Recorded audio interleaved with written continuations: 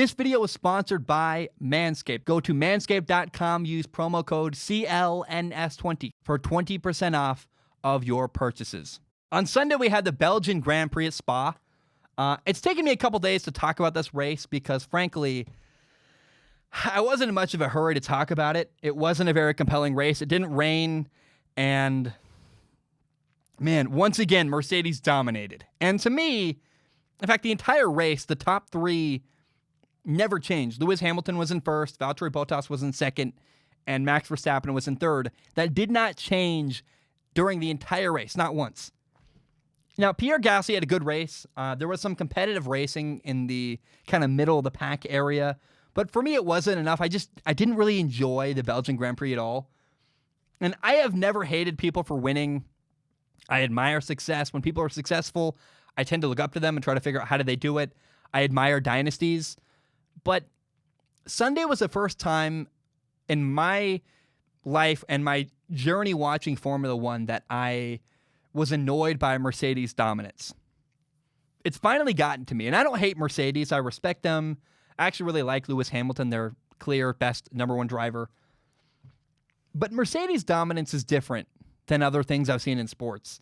For example, in the NFL, the New England Patriots were dominant for a lot of years, for a long time. But winning for the Patriots did not always feel guaranteed. It was tough for them. They had losses. Look at the Patriots Super Bowls. They were always interesting. They were always a last-second field goal or an interception at the end. I mean, you can get mad that the Patriots kept winning Super Bowls, but I think every Super Bowl they played was within at least one score. I mean, the Patriots, you can't get mad at them for that gigantic 28-3 comeback.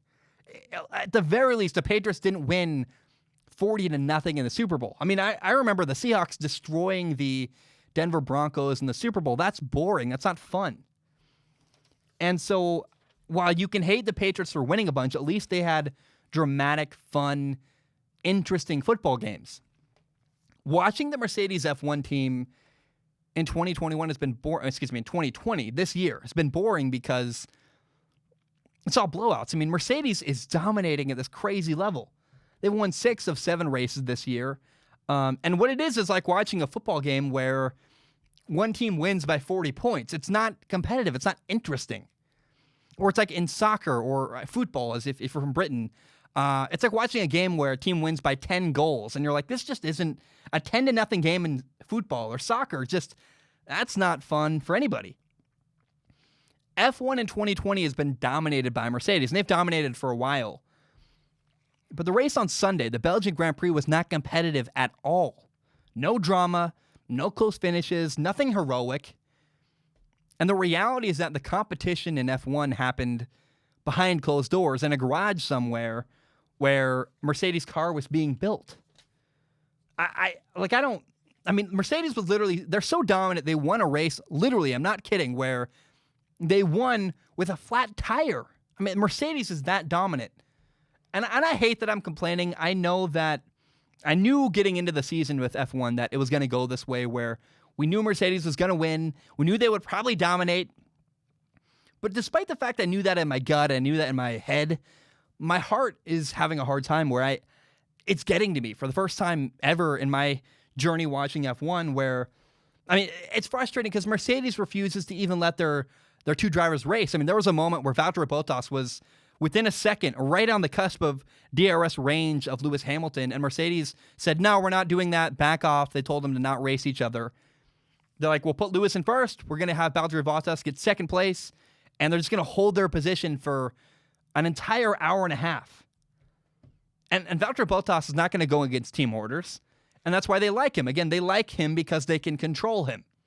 He's good enough, and Valtteri lets Lewis Hamilton be the star. There's no conflict. Everybody's happy. And racing development is interesting, how engines are built. The whole process of racing development. There's a movie called Ford versus Ferrari. I was watching it earlier tonight with my girlfriend. She was watching it. I was eating dinner and then I left. But a part of that movie is about, it kind of highlights a tiny bit of racing development and how cars are built. And I would love to watch a documentary about Mercedes and how they build their F1 cars. It'd be interesting. Their development's cool to me. But the problem is that in F1, car development is kind of a lot of the competition. I mean, that happens behind closed doors. We're not getting to see that publicly. What we see is the races, and because of the car development, the races are not fun. So the most interesting competition in F1 is held behind closed doors and private.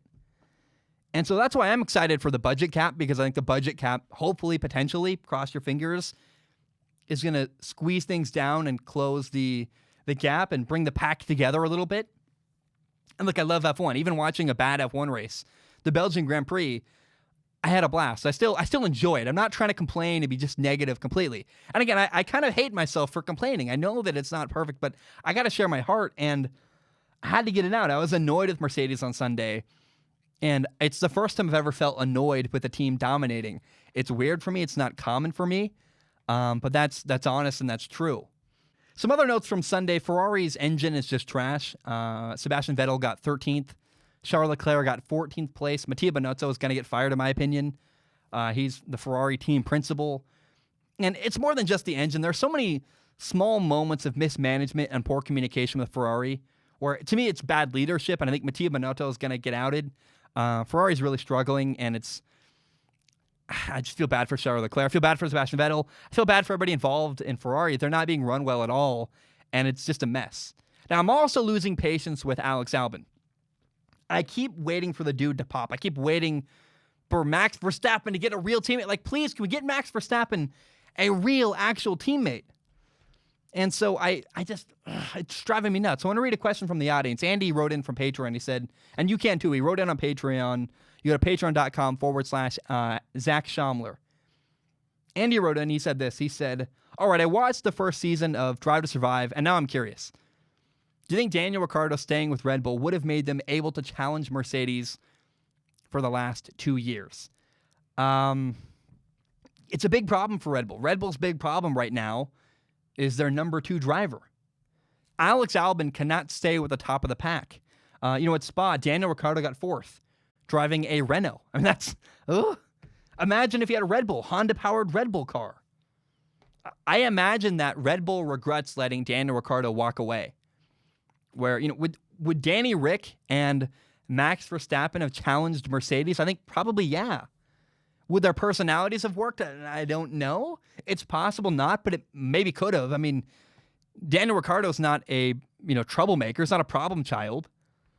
To me, Red Bull has an Alex Albon problem, and it's frustrating because it's like, come on. Like, I'm waiting, and he's not improving. He's not getting better. And he's driving the same car as Max Verstappen. And Max Verstappen is up at the top with Mercedes. So where's the pace? Why isn't the pace better? I'm just losing patience because Alex Albon right now is what's holding Red Bull back. Now, we have Monza coming up this weekend. I'm looking forward to it. It's going to be a fun time. I love F1. Again, even a bad F1 race is still a good time. I don't mean to be too Debbie Downer about Spa. It just could have been better, in my opinion. Now, the battle for third place is going to be fun as the year kind of comes to. We got a while left. I mean, there's a lot of races left. They added more even. But the current standings are that with number 3, in the number 3 spot, third in the standings, you have McLaren with 68 points. Number 4 is Racing Point with 66 points, even after a 15-point deduction. You have Ferrari in 5th place with 61 points, and Renault with 59 points. So it's a tight pack. McLaren, Racing Point, Ferrari, Renault. Ferrari is just getting worse and worse. I would not be surprised if Renault quickly passes them. Racing Point, to me, is the third best team on the grid because they really should be third. They got a points deduction, which is whatever. It just seems like silly politics. But I don't know, man. It's getting fun. The battle for third is going to be interesting as the year kind of closes out. I don't expect really anything to go weird at the top. I think it's going to be pretty clearly Mercedes, then Red Bull. Mercedes is dominant. Red Bull is the best team out of the pack that's not named Mercedes.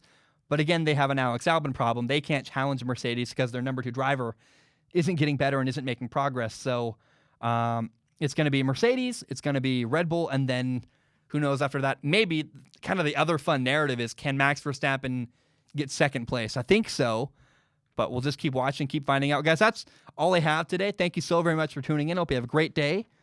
And that's all I have. Ba-dum-bum, bam, we are done.